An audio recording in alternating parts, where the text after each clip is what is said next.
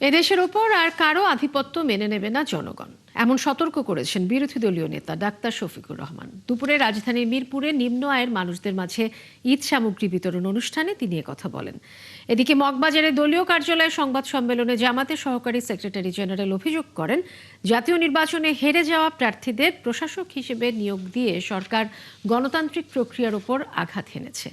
বিস্তারিত শাহিদুজ্জামান সাকিবের রিপোর্টে। বাংলাদেশ চীন সম্পর্কের 50 বছর পূর্তিতে মঙ্গলবার ঢাকা 15 আসনের নিম্ন আয়ের মানুষের মধ্যে এই খাদ্য সামগ্রী বিতরণ করা হয়। এই উপলক্ষে আয়োজিত অনুষ্ঠানে যোগ দেন জামায়াতের আমির ডাক্তার শফিকুর রহমান ও চীনের রাষ্ট্রদূত ইয়াও ওয়েন। আসসালামু আলাইকুম। এ সময় বাংলাদেশকে চীনের বিশ্বস্ত বন্ধু উল্লেখ করে চীনা রাষ্ট্রদূত জানান, তিস্তা প্রকল্প বাস্তবায়ন সহ বাংলাদেশের যে কোনো উন্নয়নে পাশে থাকবে তার দেশ।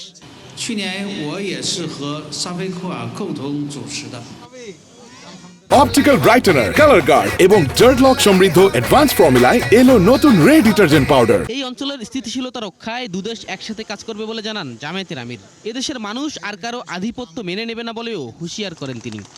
আমরা আশা করি অতীতের চাইতে আগামী দিনগুলোতে আমাদের প্রিয় বন্ধু রাষ্ট্র চীন আরো বেশি উদ্যোগী হয়ে বাংলাদেশের মানুষের কল্যাণে তারা কাজ করবে।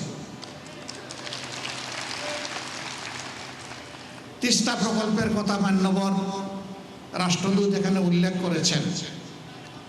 এটি বাংলাদেশের কান্না, উত্তরাঞ্চলের কান্না। আমরা এই কান্নার অবসান চাই।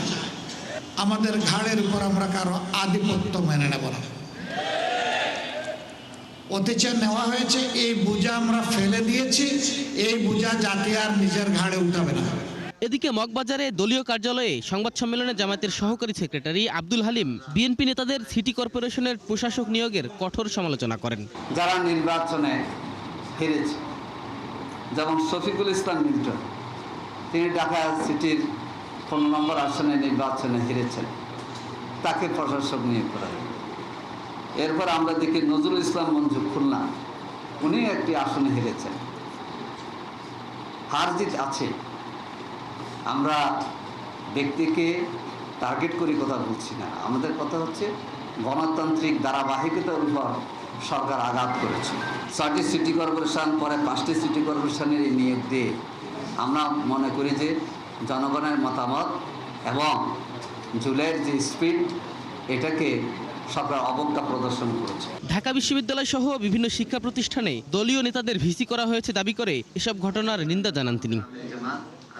শাহিদুজ্জামান সাকিব, 71, ঢাকা।